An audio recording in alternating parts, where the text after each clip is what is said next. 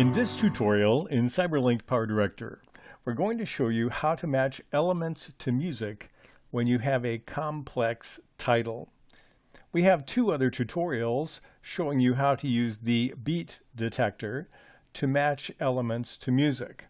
I'm going to show you the results of one of our tutorials right here, where we bring in this background and then we bring in three consecutive components below that according to the clip markers that we inserted on the track using the beat detector. So here's a result, and you'll see it on the screen above in the preview.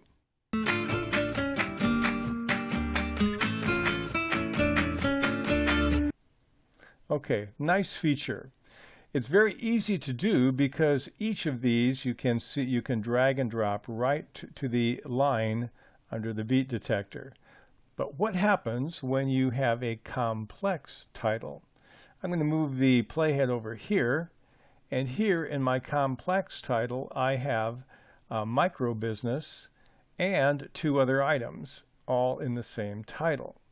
Now it's easy to in this case, bring in the background on the beat. If I click here, I'll play it. Now what happened here is they all came in at once, because I'm not sure how to time the items when they happen to be inside. I'll click on the editor. They happen to be inside this very same title. So I have English Camp, Computer Training, and Micro Business. How do I know how to stagger these? Because I can't see beat markers from within the title designer. It's a little more complicated, but I'd like to show you how to do that. The way I have found to do that is I move my mouse and I hover it over my clip marker. And right now my clip marker here starts at 31 seconds, 4 frames into the project. Well, I don't have to worry about that, because I can simply drag my little brownish yellowish square to that box. So I look at the next one where I want the first music to come in, and that's where I bring in my title. But now I have to decide what's the difference between this marker and the third one. So I drag over here, and this is 33 seconds in the project. This is 33 seconds and 26 frames. So I have to make this second item here, the computer training part, 26 frames into the complex title. Likewise, when I click on the third one, that's 34 seconds and 26 frames. That's 1 second and 26 frames later.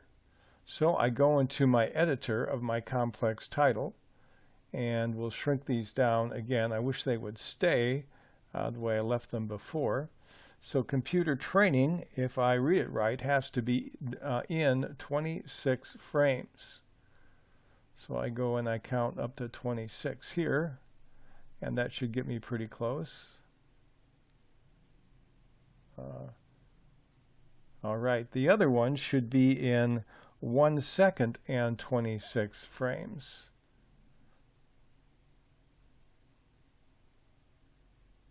Okay, and I will click on OK, and let's see if this gets us what we want.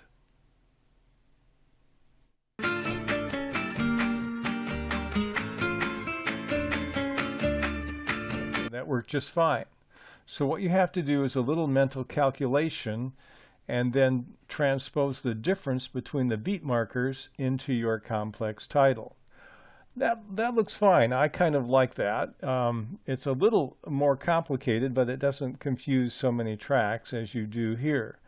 But what happens if you have PowerDirector and you have a version, the ultimate version, that has Titler Pro, and you want to use Titler Pro? I'll drag that over to the left of the beat marker, and when I go ahead and try to use that, we'll drag it and see what happens. Everything comes in at once in Titler Pro. Now basically I'm going to try to use the same technique, but I have another complication here. My project is 30 frames per second. I click on my Titler Pro to get into the edit mode. Titler Pro 1.5 or 1.0 is 24 frames per second. So here in this case, I'm also bringing in the box around the information. So the box has to be the first thing there, and that can come in automatically as it's lined up. I'll move this over if I can. The box can come in here, so I don't have to adjust that, but I have 3 timing issues here. So my English camp formerly should come in at 26 frames. Now this is 24 frames per second in Titler Pro. So I have to convert it. I've created in Microsoft Excel a conversion table where I can convert 30 to 24 and 24 to 30. I have to kind of tweak the numbers a little bit because the two are not identical. Now if my project is 24 frames per second, I don't have to worry about this conversion at all, but it's just something you need to be aware of. So I'm going to go ahead and I need to figure out how to add the equivalent of 26 frames when we're on a 24 frame setup here. The first thing is English camp, so I'll drag this over. I have to move the playhead, I believe, in order to adjust it, and I have to go in to it, and my marker is here, so I have to go into it, the equivalent of 26 frames on a 24 frame setup. And I'll pause this and show you the final product when I get the numbers perfect.